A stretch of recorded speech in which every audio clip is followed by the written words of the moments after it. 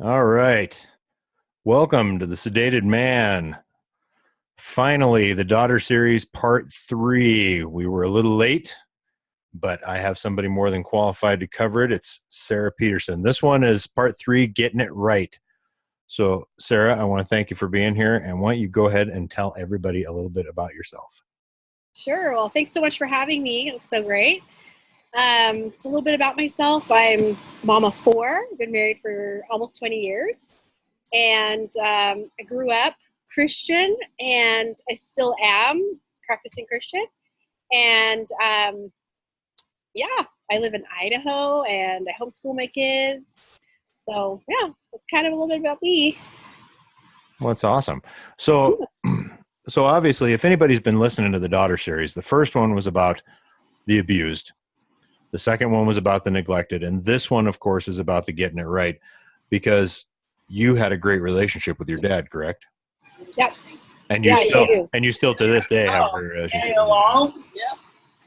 I know. I do. Yeah. It must be your fans. It's all good. So yes, my dad and I are very close. So what was your memory of your dad as a leader in the house as a kid?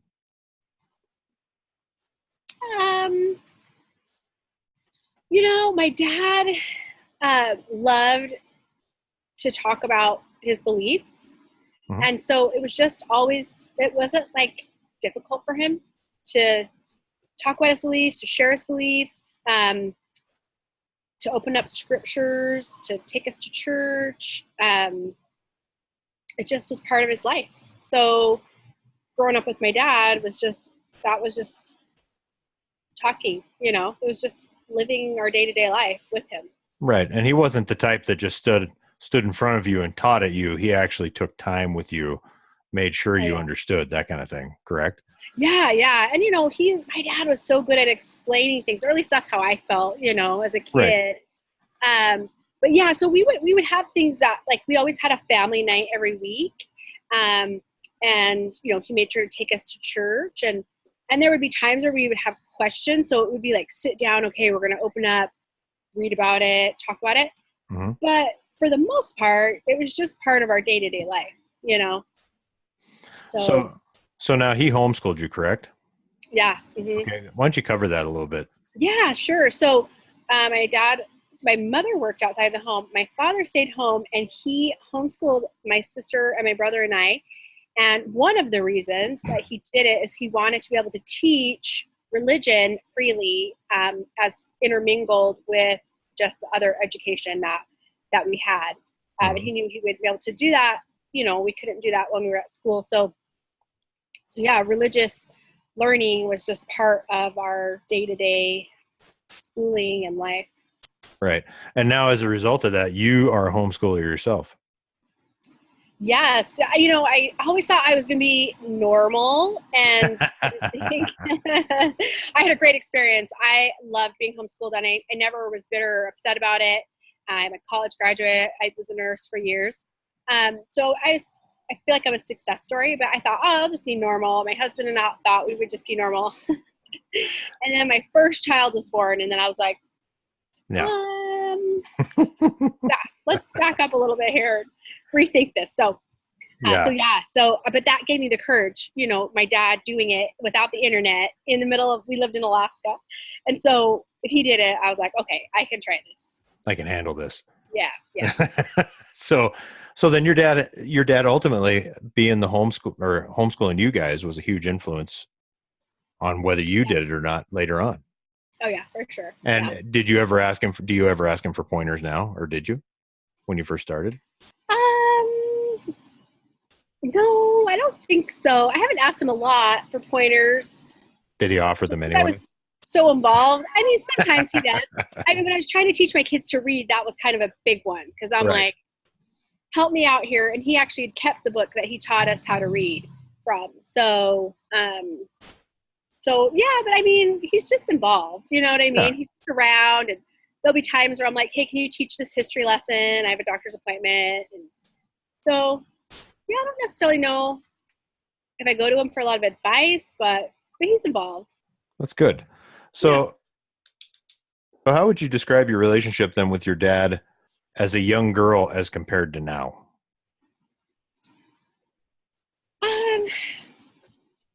Well, I was really close with my dad as a young girl, probably closer to him than I was with my mom. Probably Yeah. because my mom and I are so similar that we would butt heads. So now, actually, my mother and I are very close. So I probably spent a lot more time talking to him, seeking out his advice as a young girl than I do now. Although we talk quite often, but usually like in passing or whatever. But every once in a while, he'll call me, even though he doesn't live far away. He'll like call me and say, "Let's talk," like, or I'll have a question, and it's usually about something religious, Right. or some world issue that I want to talk about it in a religious point of view. And so then we'll talk and have these great conversations. So as a girl versus now, I was definitely went to him first, like with my questions, or just chit chat or talk. Like, we were really close.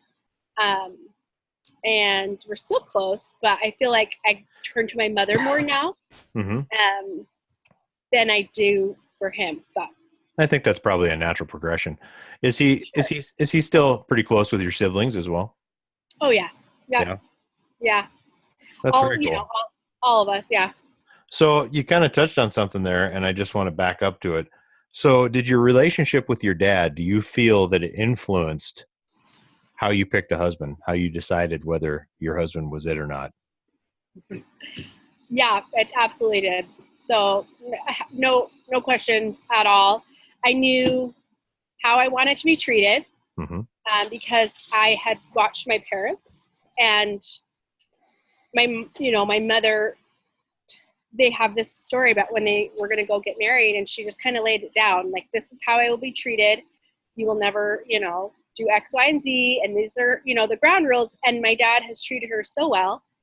So I kind of knew that. But I also wanted somebody who shared my faith. So that was really important to me. So I made sure I actually only dated people with my similar religious beliefs, just because I never wanted that to become an issue, because that was so strengthening in our family growing up, with my parents really connected in their faith. So your mom and dad were close. And before you even got married, when you just started looking, you had already started modeling that direction. Okay. Sure. That's awesome. So, and the interesting thing is, well, this is like totally random. My husband and my dad have the same name. And they get along so well. And their personalities are different. But I know it's not a coincidence that the person that I wanted to marry had so many things in common with my dad. Well, yeah, they say that a lot of times that daughters will marry someone like their dad. And so that's the reason I asked you, because, there you go. I mean, without realizing, you're telling me that you were modeling ahead of time. And so you were looking for somebody like your dad. Yeah. Even though I'm sure at the time, and I was, young adult, I probably didn't write it down like, hey, I'm looking for my dad, someone just like my dad. But the things I wanted were absolutely modeling like who he was, exactly, or what kind of father he was, or what kind of spouse he was. Right. Well, with that being said, I learned something interesting. I remember when the first few years I was married, and my husband would let me down because he wouldn't do what I thought he should do as the husband. Like, as far as my husband's a good husband. But Oh no, I get what you mean. And just I'm like, you're not leading our family in prayer the way I would like you to, or things of that nature. And I kind of was hard on my husband about it. And then one day this thought of inspiration came into my mind, and it was like, your dad had practice. Right, because I totally was like, well, my dad did this. Yeah. Get with it. You know what I mean? Like, get with it. Yeah. What's your problem? Yeah, what's your problem? Like, my dad totally does all these things. Right. And then this thought came into my mind. Your dad had a lot of practice before, even by the time I was old enough to know what was going on. Yeah. And so and then I kind of relaxed. And sure enough, like I said, I've been married almost 20 years, and my husband growing into his role, and Yeah. and I'm sure my dad did the same thing, right? Like I wasn't around when he'd only been married for like a year, so. Yep. Yeah. That'd probably be an interesting question for him. Yeah. So, how's your dad as a grandpa? Oh my goodness. So my dad's super loving. Yeah. He just, he can be very stern. So he has the kind of person who everyone listens to his voice. Like all children obey him because of his voice. It's weird. It's so weird. But with that being said, like he tells his grandchildren how much he loves them, how wonderful they are, how he'll get teary-eyed, and he just loves them so much. And my son, so my oldest is 11, and now my daughter, she's 9. So both of them will go to him and start asking him questions about history, about his life, about religion, or whatever. And they love talking to him and having long conversations, and that's fun to see because I used to do that. Right. So yeah, so that's kind of fun. He's a great grandpa. That is way cool. Yeah. So I think we kind of covered this a little bit, but yeah. So so looking back, mm-hmm. I'm just deciding how I want to put this. You absolutely, and everything that I hear you saying, appreciate the direction your dad took your family growing up. I mean, you look back and all you see is appreciation. Now, I'm sure there were times when you and your dad butted heads. Sure. Great guy or not. So, yeah, for sure. Yeah, absolutely. Yeah. We're human. When dad had to put the hammer down and say, hey, look, that's enough of that. So, but, which he did. Yeah, which he did. So, but you never had any less respect for your dad overall. You really appreciated, I can hear it, from the time he started, that you can remember, from the time that he started homeschooling you all the way through. And you've seen nothing but consistent behavior basically all the way through grandpadom. Yep. Right? Yeah. So, and you don't feel that as a grandpa he's gotten soft? Because you said he can be firm. No. Yeah, I mean, he can be firm. I mean, his role is different, right? Yep, like role's different. My children don't need him to be a disciplinarian, right. because my husband and I are fine with that. So right. I don't need him to do that. So the roles are a bit different. Right. But yeah, he's absolutely consistent. And one awesome quality that I've always appreciated about my dad, even as a little child, he would apologize to us when he was inconsistent or when he felt like he was out of line. Mm-hmm. And that, as a child, that really meant a lot to me, Yeah. And he continues that, and he still has that same. He still does it to this day. He'll apologize to me if he thinks maybe he spoke out of turn or gave me unsolicited advice or hurt my feelings. That's usually when I'm pregnant. I'll start crying. Like, I'm sorry. I'm so sorry.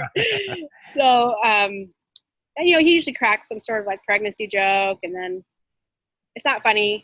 So yeah, but no, he's still, I love that. So I love that thing about him, that character trait.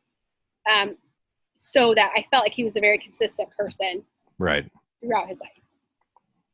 Well, that's cool. So, obviously this interview isn't going to take as long as the first two did, because when somebody does it right, when a dad does it right, it doesn't take as much explanation. We don't have to go into all the alleyways and talk about what should have happened. So your dad sounds like an exemplary model for, and let me say to all the guys that are listening, and I'm sure there'll be a lot of women listening to this one too, because there is no perfect dad. We all screw up. All right. I'm a grandpa too. I screw up. One of the hardest things as a grandpa, I can tell you, is watching your kids do things and saying nothing, because it's not always the way you would have done it. So you're like, oh, I know you didn't learn that from me. I'll wait for you to ask. So, but to hear you talk about him, I mean, it's encouraging. Men can, from the very beginning, through the teamwork of the marriage, can make the right choices, make the mistakes, and it's okay, but still come out with a solid family, solid foundation, solid values, and still be at their core a solid, decent guy that the kids and the wife will always look to. Yeah. And that's So the whole idea. Yes. I have something interesting. So my father did not come from that same background. Both of my parents, but especially my dad, were creating a family that was breaking traditions. And so I don't know if that is your situation, or if people who are listening, I'm sure that they have that similar situation where they've decided, they've made an active choice. We are going to do things differently for our family. Yeah. And that takes so much effort. I really, really admire that because of the effort it takes. And they really have to like really consciously decide, how am I going to have this marriage? How am I going to raise my kids? How am I going to live my life? And so for my dad to go from not a very functional relationship with his family or parents to decide he didn't want that for his kids. And so he had to change things. I mean, it was such a conscious effort for him to decide, especially for his faith in God and Jesus Christ, those things, he had to make the very conscious effort. That was going to be part of his day-to-day life. Yeah. So when including that in the way he was raising his kids wasn't extra, because that was already just part of what he was doing. Right. So those two things, like breaking that tradition and then just incorporating his faith into just his life, those two things right there, I think, are what really kind of, I don't know. I think that was kind of the key for him in his relationship with me and his other children. Yeah, that was that's a similar story to mine in the fact that, excuse me, a similar story to mine in the fact that, my last name's Baker. Being a baker with my dad was not a good thing, and anybody before him was not a good thing. And we told the boys, hey, look, being a baker is going to be an awesome thing. Now we had some, we were married before, and so we had some outside influences and some other things to deal with. But the fact that my wife and I, even though we were a mixed family, made the decision very much like your mom and dad did that, hey, look, there's no out on this. We've been married almost 24 years now. There's no out on this. We stick it through, we make it work, and we put this family at the core of everything. And we put our relationship at the core of that. Sure. And so I'm guessing from what you're telling me, that's what your mom and dad did. Oh yeah, it was always them. We always knew. Yeah. Mom and dad were solid, right? Like. And did that make a difference to you? Did that make a difference to you knowing that mom was the most important thing to dad? It just made me feel really secure. Yeah. I felt really secure. Yep. And there were times where, let's say I'd have a disagreement with my mom. My dad would come home and side with her, and I'd be like, that's not fair. He doesn't know the whole story. But I always knew that was the most important thing. That he had mom's back. So consistent. He always. And there were times where my parents would talk about it and like come back to us and be like, okay, we thought this through. Let's try this instead.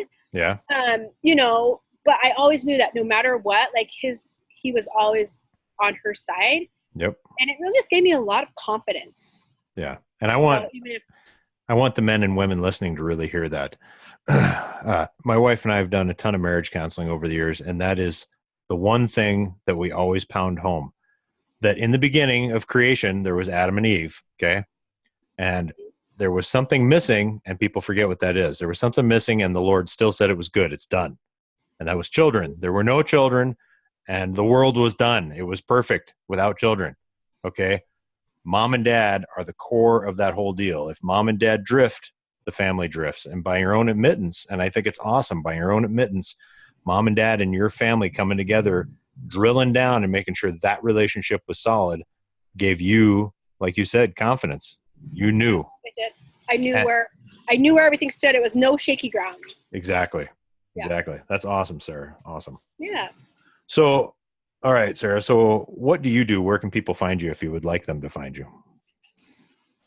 I have a public Instagram account. It's called MLM Mom. Mm-hmm. And so that's where you can find me. Otherwise, I don't have a YouTube channel, but if you follow me there, like my YouTube channel will be forthcoming. So you can know, it's just all about my journey. Right. And so, yeah, That's you can awesome. follow me there to find out how I start my YouTube channel.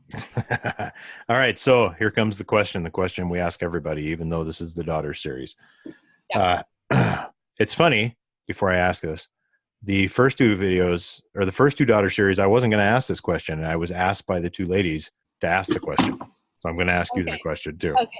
So what is the one thing that you think churches need to change based on, what we're talking about, your dad, your mom being solid, your family being solid, all of that? What is the one thing you think the churches really need to change? Well, Don't be shy. Don't be shy. We don't hide things. Yeah, okay. That's a good question. I haven't thought about it before, but the first thing I would think is to teach and empower dads, men, young men, to sometimes I think that we can get mixed up in life about what we're doing. Like, are we serving in our church, or are we doing this for a job, or are we, what we're actually doing outwardly? But I think the biggest is making sure that, like, our boys and our men, our husbands, fathers, that the churches are really encouraging like personal development, like of their faith. And once that's core, it's seated in you, then everything else you touch, your business, your church service, your community service, like that will all be influenced. And so, like, I would love to just to see more of that. Like, I'd love to see more of that in churches, just really helping men like have a testimony and to really like deep seed their belief. Yeah, that was one of the primary reasons I started this podcast. I don't think it matters what congregation you go into. I think that's something that's lacking in a lot of congregations. So well said. All right, Sarah. Well, we're going to close out. I want to thank you for coming. Now, if anybody is watching us, you always get the proverbial wave if it's the YouTube wave. And if you're watching and you want to find the podcast, you can find it on Anchor. You can find it on iTunes, Pocket Cast, Overcast, Radio Public, CastBox, Breaker, and Spotify, and of course a few others I don't even know about. So just go ahead and leave a review on whatever your favorite platform is. Also, you can contact me directly at Instagram, on Facebook, or you can find me on YouTube. You can email me directly at mike@thesedatedman.com. Any show notes for any of the episodes will be found on patreon.com/thesedatedman. If you have any questions for Sarah and you can't remember, shoot them to me and I will forward them to her. Do you have any closing comments, Sarah? Are you good? Thank you so much. Yep, I'm good. Just thank you so much. I love talking about this. All right. Well, we appreciate it very much. And everybody else, go forth and conquer.